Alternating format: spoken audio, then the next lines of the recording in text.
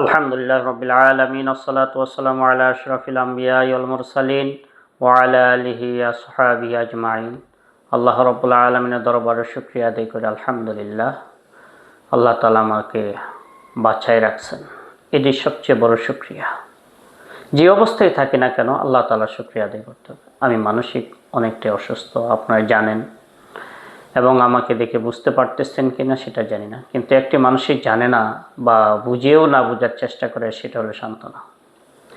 আমি যে অসুস্থ, মানসিক অসুস্থ এবং শারীরিক অসুস্থ, একমাত্র কারণ কি, সেটা হলো তার জন্য। কারণ দীর্ঘ অনেক দিন হয়ে গেছে সে আমার কাছ থেকে চলে গেছে। চলে যাওয়ার পর সে আলহামদুলিল্লাহ অনেকটা ভালো আছে, কিন্তু আমি জানতাম না সে আমাকে ঠান্ডা মাথায় আমাকে খুন করে ফেলছে। নিজের ইচ্ছাতে, নিজের ইচ্ছায়, নিজের ব্যক্তিগতভাবেই ঠান্ডা মাথায় সে আমাকে খুন করে চলে গেছে। এবং সে এমন একটি জায়গাতে বসবাস করতেছে, সে অনেক আনন্দে, হাসি খুশি, খুব ভালো আছে। এমন তো শুনতে পাচ্ছি সে নাকি এদের উপর হানিমুনে যাবে। কিন্তু একটা মানুষকে জীবন্ত অবস্থায় মেরে ফেলে আর একটা মানুষকে সুখে শান্তিতে থাকা, এটা সবার ভাগ্যে জুটে না। হয়তো তার ভাগ্য ভালো, নসিব ভালো, তার চেষ্টা ফিকির ভালো, সে এত কিছু একটা মানুষের মন ভেঙে এবং তাকে কষ্ট দিয়ে জীবন্ত লাশ বানাইয়া সে আর একটা মানুষকে নিয়ে অনেকটাই সুখে শান্তিতে আছে। এতে আমি কষ্ট পাইনি, এতে আমার কষ্ট পাওয়ার কোনো কিছু নাই। কারণ সে যদি সুখে থাকে আমিও সুখী, কারণ আমার ভালোবাসার মানুষ তো আমি চাই সবসময় সে ভালো থাকুক, সুখে থাকুক, আনন্দেই থাকুক। সে আমি কেমন আছি সেটা তার দেখার বিষয় না। সবসময় আমাকে হাস্যকর মনে করি, আমার লাইফটাকে সে হাস্যকর মনে করি, সে আমাকে জীবন্ত লাশ বানাই সে চলে গেছে। আলহামদুলিল্লাহ, আমি এটাও শুকরিয়া আদায় করি। আমার দুঃখটাই আমার এখন সুখ মনে করি।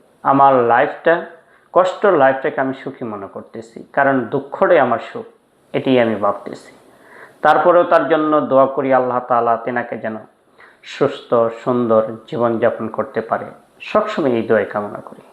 যতদিন এই দুনিয়ার জমিনে শ্বাস নিঃশ্বাস থাকবে আর নাম ধরে দোয়া করবো আল্লাহ তাআলা সান্ত্বনাকে, তার পরিবার পরিজন এবং মনের মানুষগুলো নিয়ে যেন সে ভালো থাকে, সুস্থ থাকে।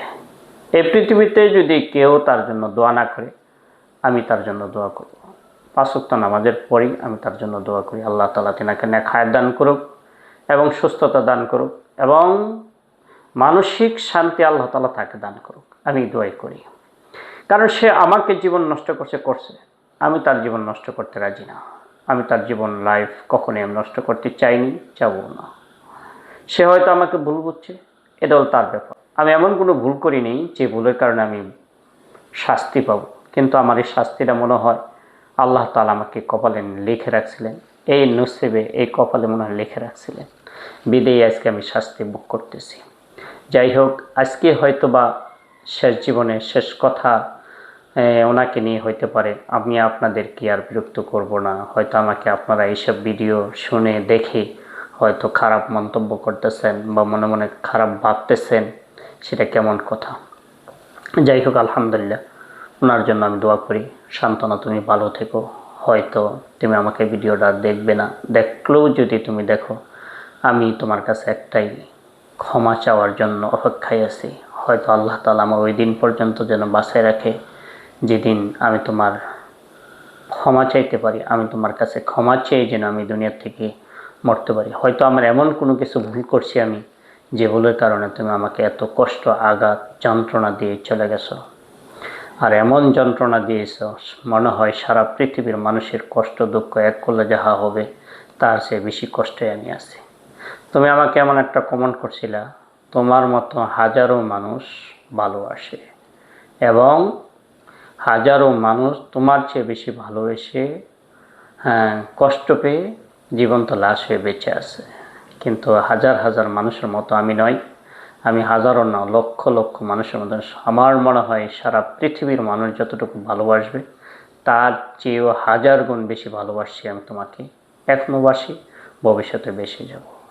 কিন্তু মনে হয় আজকেই তোমার সাথে এই বিষয়টা নিয়ে শেষ কথা হইতে পারে। সান্ত্বনা, তুমি যেখানেই থাকো, যে কোনো প্রান্তে থাকো, আমি ভাবি তুমি ভালো থাকবা, সুস্থ থাকবা। আমার পক্ষ থেকে তোমার জন্য দোয়া হবে। সারাক্ষণ তুমি তো বুঝতে পারছো, আর কিছু বলার নাই। ভালো থেকো। আর যদি কখনো কোনো দিন আমার ভিডিওটা দেখো, আমাকে ক্ষমা করে দিও। তোমার পায়ে ধরে ক্ষমা চাচ্ছি। আর তোমার কাছে সরাসরি বা মোবাইলে কথার মাধ্যমে তোমার কাছে ক্ষমা চাওয়ার একটু সুযোগ আমাকে করে দিও। এটাই তোমার কাছে শেষ রিকোয়েস্ট, শেষ কথা। তুমি একটা কথা বলছিলা, ফেক আইডি খুলে তোমার সাথে কথা বলার চেষ্টা করি, বাজে কিছু বা আমার আইডিতে কিছু ছাড়ি না। তাই আমার এই আইডিটা আমার যত বন্ধু বান্ধব, যত ফ্রেন্ড, যত আত্মীয় স্বজন আছে সবাই জানে আমার এটা আইডি। এবং ভিডিও কলে আমি আসছি আমি তোমাকে বিষয়টা জানানোর জন্য। এবং আমার এই ছবিগুলো, এই কথাগুলো শুনে তোমার পরিবার আমাকে অনেক ঘৃণা করে, বাজে বাজে মন্তব্য করে, বকাবাজি করে, গালাগালি করে, সেটাও আমি জানি। আমি সত্যি একটা কথা তুমি মনে রেখো, আমি তোমার পুরো ফ্যামিলির সাথে কারোর সাথে আমার যোগাযোগ নাই। ওরা অনর্থক আমার সাথে মিথ্যা বানোয়াট কথা বলে। তুমি জানো আমি ইস্তেখারা করি, আমি সবই জানি, সবই বুঝতে পারি। কিন্তু সবচেয়ে আমার বড় সহযোগিতা করছে কে জানো? নাজমুল, তোমার ভাইয়া নাজমুল। সে আমাকে সরাসরি যে বিষয়টা বলছে আমাকে, যেদিন তোমার মসজিদে তোমাদের কিছু হয়ে যায় সে বিষয়টি আমাকে বলছে। তবে খুব কষ্ট পাইছি, আল্লাহ তালা এখনও আমাকে কষ্ট রাখছে। তুমি আমার জন্য দোয়া করো, কষ্টটা আমার সুখ মনে করে থাকি। আমি তোমার কাছে শেষ রিকোয়েস্ট, তুমি যেখানে থাকো না কেন, যে কোনো প্রান্তে থাকো না কেন, তুমি যদি আমার প্রতি এক যাত্রা পরিমাণ ভালোবাসা যদি থাকতো, ভালোবাসতে, তাহলে ওই ভালোবাসার দাবিদার হয়ে তোমার কাছে রিকোয়েস্ট করতেছি, তুমি আমার সাথে একটা মিনিট ফোনে কথা বলবা। একটা মিনিট শুধু আমি বলবো, তোমার কান পর্যন্ত পৌঁছাই দেবো। আমি তোমার কাছে ক্ষমা চাই যদি আমার কোনো ভুল থাকে। এই ক্ষমা চাওয়ার সুযোগটা তুমি আমাকে করে দিও। এটাই আজকেই তোমাকে বিষয় নিয়ে আর আমার শেষ জীবনের শেষ ভিডিও। ভালো থাকবা।